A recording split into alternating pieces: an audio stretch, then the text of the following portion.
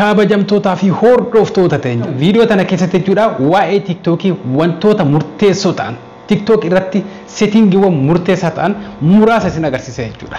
Egaa settingii kana namoonni sirreeffatan akka ajaa'ibatti TikTokiin keessan fayya qabeessa ta'a.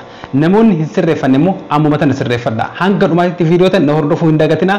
Namoonni mana keenya faaratan asumaan subscribe godhaa. Viidiyoo tana yeroo eegaltan immoo like gootanii eegaluu hin dagatinaa isin jedha. Hanga dhumaatti na hordofaa.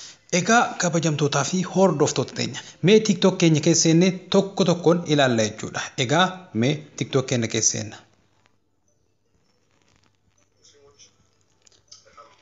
Egaa erga haala kanaan TikTok keenya keessatti maal godhan gama gadhaan turatti profile tan jettanii yeroo takka haala kanaan gadi tu'ina jechuudha. Profile keenya keessatti jechuudha. Sana booda erga haala kanaan profile keenya keessatti maal goona. Egaa gubbaarra sarara tuqaa sadii kana yeroo takka haala kanaan gadi tu'ine setting keenya keessatti jechuudha. Sana booda erga haala kanaan setting keenya keessatti maal goona. Gubbaarra eegalla jechuudha. Kunoo asitti jechuudha. Sarara afurii nu dhufte yookaan sarara sadii taatee nu dhufte jechuudha. Isii tana keessaa gubbaarra eegallame creator tools tan jettanii yeroo takka haala kanaan gadi tu'ine jechuudha. Sana booda erga haala kanaan dhufne maal goona gubbaarra eegalla jechuudha. Analytics kan jedhu kana keessa seenne jechuudha. Kunoo haala kanaan jechuudha. Sana booda erga haala kanaan analytics keenya keessa seenne jechuudha. Gamanatti followers tan jettanii yeroo takka haala kanaan garanatti as deebifne jechuudha. Sana booda erga haala kanaan followers keenya irratti deebifne kana jechuun followers keenya jechuudha. Walumaa galatti jechuudha. Followers keenya keessa seenne jira jechuudha. Kanaafuu followers keenya meeqa akka ta'e qabatamatti guutuu isaa kan beekuu dandeenyu kunoo as keessa jechuudha. Kanaafuu kunoo followers keenya nama meeqa akka ta'e asirratti naa hima jechuudha. Egaa amma kanaaf osoo hin taane isin agarsiisa kaa gadi siiname. Egaa haaluma kanaan akka agarsiisne jechuudha. Gadi siinee kunoo akkatti gadi siinee kunoo asitti jechuudha. Dhiirti parsantii 70 yoo hordoftu dubartiin parsantii 30 qofaan hordofaa jiran jechuudha. Akkasuma immoo akkana gamana asii yoo deebise namoota umriin isaanii meeqarraa hanga meeqatu qajeelatti hordofaa jira jechuudha. Kanaafuu kunoo asitti jechuudha namoonni umriin isaanii 18 hanga 24 kunoo parsantii haganaan hordofaa jiran jechuudha. Kunoo asitti parsantii isaanii parsantii 31 hordofaa jira. Namoonni 25 hanga 35 umriin isaanii kunoo parsantii 50 hordofaa jiran jechuudha. Akkasuma umriin isaanii kunoo hanga gaditti agarsiisaa jira jechuudha. Akkasuma immoo kan biraa akkana asiisina jechuudha. Biyya kamirraa akkana hordofaa jiran top country kan ta'an jechuudha. Kunoo asirraa tokkoffaa irratti Itoophiyaa irraa parsantii 50 hordofan. Saudi Arabiyaa irraa akkasuma immoo parsantii 32 United Arab Emirates yookaan Dubai irraa parsantii 13 Somaaliyaa irraa parsantii 3 Suudaan irraa parsantii 2 jechuudha. Haala kanaan biyya irraan hordofan akkasitti agarsiisuu danda'a jechuudha. Isinillee jechuudha. Kanaaf haala kanaan biyya irraa isin hordofaa jiran tokko tokkoon isin agarsiisa. Akkasuma immoo ammas akkana asiisina jechuudha. Akkana asiisine jennu kunoo top city kan ta'an magaalota gurguddoo irraa isin hordofaa jiran top kan ta'an magaalaa kamirraa tokkoffaa irratti kan hordofaa jiran amma Riyaad irraa lammaffaan Jidda sadaffaan Dubai afuraffaatti Addis Ababaa jedha Finfinnee afuraffaa irratti shanaffaa irratti immoo kunoo Abu Dhabi jedha. Sinigalee kanaafuu haala kanaan tokko tokkoon tartiiban eenyu akka isin hordofaa jiru biyya kamirraa akka isin hordofaa jiran TikTok keessan followers keessan biyya kam akka ta'e guutuu beekuu dandeettan jechuudha. Sirriitti jechuudha. Kanaafuu haala kanaan bakka tanas akka beekaniif isin qabadhee dhufe. Akkasuma immoo irra guddaatti fardiin ta'as bakka tan dhufeef jechuudha. Viidiyoo keessan yeroo maxxansitan taate yeroo laayivii seentan kunoo bakka kanatti jechuudha gama gadhaan tanatti fakkeenyaaf anamma yeroon ani laayivii seenuu qabu yookaan yeroon ani viidiyoo TikTok irratti maxxansuu qabu 8 PM jedha. 8 PM jechuun galgala irratti sa'aatii 2 jechuudha. Akka lakkoofsa Itoophiyaatti akka lakkoofsa Faranjiitti immoo sa'a 8 kun asirra PM jedhee jira. Kanaafuu haala kanaan bakka tana beeynee yeroo viidiyoo maxxansinu hunda yookaan yeroo laayivii seenu hunda bakka kana ilaallee sa'aatii kan ilaallee yookaan seenu taate hordoftoonni ta'in yeroo sanitti guutuu jiran jechuudha. Kanaafuu haala kanaan bakka ne beekuun baay'ee isin fayyada. Viidiyoo keessa yeroo maxxansitan hunda yeroo namoonni akkatti hordoftoonni keessan jiran yoo maxxansitan baay'ee tokko viidiyoon keessan sirriitti isiniif daawwatama jechuudha. Kanaafuu haala kanaan akkasuma immoo laayivii yeroo seentan yeroo kana yookaan seentu taate namoonni isin daawwatan hedduutu jira jechuudha. Kanaafuu haala kanaan bakka kana beekuu qabdan kan jiru qabadhee isiniif dhufe. Egaa of duuba deebina. Amma as keessaa ni baana jechuudha. Egaa as keessaa baanee amma maal goona ofuma duuba baakkoonee deebina jechuudha. Kunoo haala kanaan. Egaa ammas achumatti deebine sarara tuqaa sadii gubbaa jirtan yeroo takka haala kanaan gadi tu'ina. Sana booda gadi siinee amma immoo setting and privacy tan jettan yeroo takka haala kanaan gadi tu'ina jechuudha. Egaa erga haala kanaan as deebine gubbaarra eegalla. Ammas account bakka jedhu kana yeroo takka haala kanaan gadi tu'ina jechuudha. Sana booda maal goona? Egaa password keessan namoonni jijjiirachuu barbaadan. Password namoonni hedduun password keessan hin beektan. Password keessan beekuu barbaadan jechuudha. Namoonni password isin rakkisa kunoo password bakka jedhu yeroo takka haala kanaan gadi tu'tan. Wanti tokko wanti biraan jiru isin galee sana booda haaluma saniin sana booda haala kanaan yoo yeroo takkatti gadi tu'tan lakkoofsa yookaan koodii digitii 6 lakkoofsa moobaayilaa keessanii kan moobaayila keessan keessa jiru irratti erga jechuudha. Akka isin TikTok keessan irratti galfatan.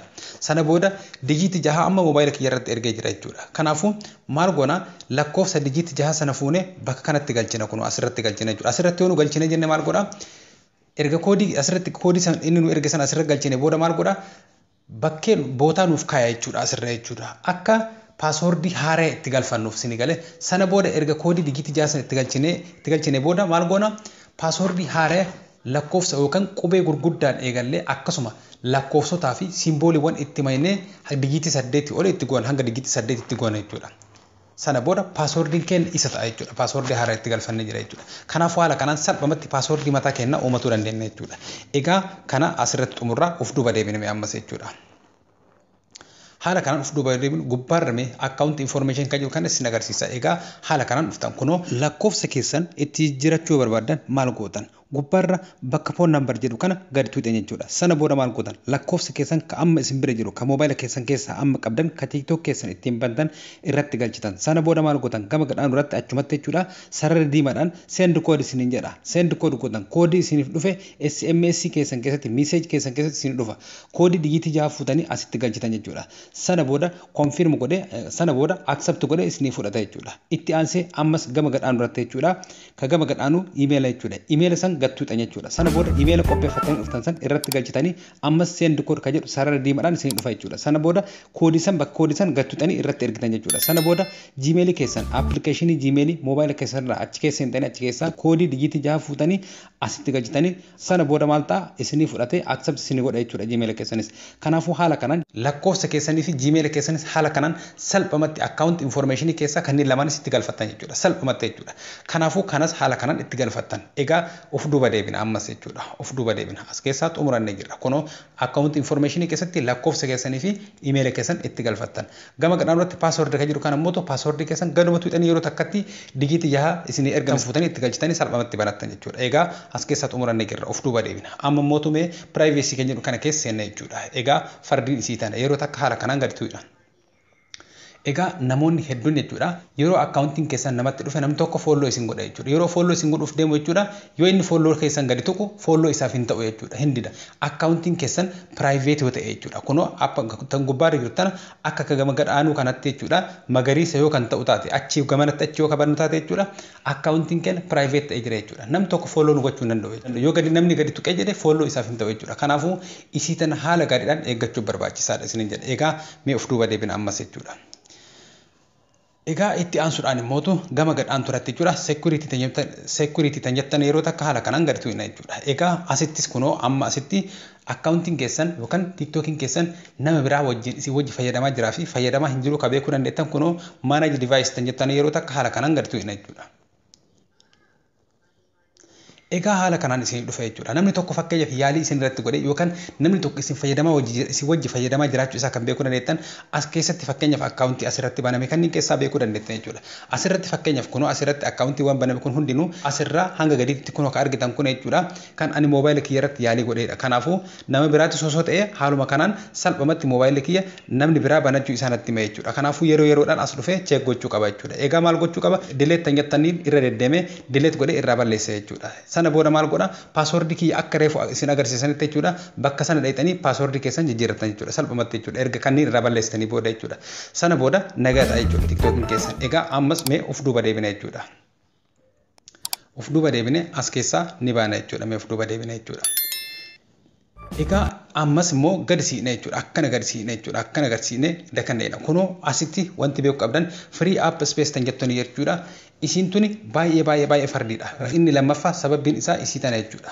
TikTokiin keessan yeroo TikTokii nama tokko follow gochuuf yaalii gootan yeroo isin follow gootan ofirraa isin darbee follow isin gochuu kan didu sun sababbiin isaa kana jechuudha. Isin tun storage TikTokii keessaniiti. Kanaafuu storagein keessan follow isin gochuu hin danda'u. Namni biraatis follow isin gochuu irratti isa diduu danda'a. Akkasuma immoo viidiyoo yeroo TikTok keessan irratti fe'uu barbaadan isin tun fuulii yoo taate isin tun guutuu yoo taate TikTokin keessan viidiyoo isiniin fudhatu salphaatti. Viidiyoo yeroo fakkeenyaaf laayivii waraabuuf deemtanis ofirraa isin darba. Biizii isin godhe isin dida jechuudha. Inni kun sababa guddaan isii tana jechuudha. Kanaafuu isii tana yeroodhaan guyyaa tokko tokkoon yookaan guyyaa lama lamaan dhuftanii bakka kana maal gochuu qabdanii akka gattu inni isin agarsiisa kunoo fakkeenyaaf jechuudha. Egaa haala argitan kanaan kunoo asitti stooreejidha kunoo. Kanaafuu gubbaarra eegaltanii keeshtan jettan yeroo takka haala kanaan gadi tuqxanii kiliir gootan jechuudha. Ammas gadi siinee maal goona daawulood kan jedhu kanas akkan haala kanaan gadi tuqne kiliir goona jechuudha. Sana booda ispeesiin keenya kunoo 00 irratti deebi'ee jira. Kanaafuu akka gaariitti asirraa achi fooloo nu gochuu danda'a. Akkasuma namnis fooloo nu gochuu danda'a. Viidiyoo barbaanne laayivii yeroo ta'e waraabnus TikTokin keenya biizii hin ta'u akkasuma mootu viidiyoo yeroo irratti maxxansinus jechuudha. Waa takka rakkoo takka hin qabu jechuudha. Akka gaarii nuuf fudhata jechuudha. Kanaafuu haala kanaan isii tana akka ajaa'ibatti ilaaluu qabna jechuudha. Egaa kabajamtootaa fi hordoftoota ammaaf asuma irratti gabaabsina. Waan hafe mootu yeroo biraa qabadhe isiniif dhufa. Namoonni hedduun rakkoo keessan akka keessatti argattan abdii qaba. Waan hafe yeroo biraa qabadhe isiniif dhufa. Namoonni YouTube chaanalii keenyaaf haaraa taatan asumaan subscribe godhaatii maatii ta'aa isiniin jedha. Egaa ammaaf xumuree jira. Qophii biraatii walitti deebina. Nagaanaaf ta'a.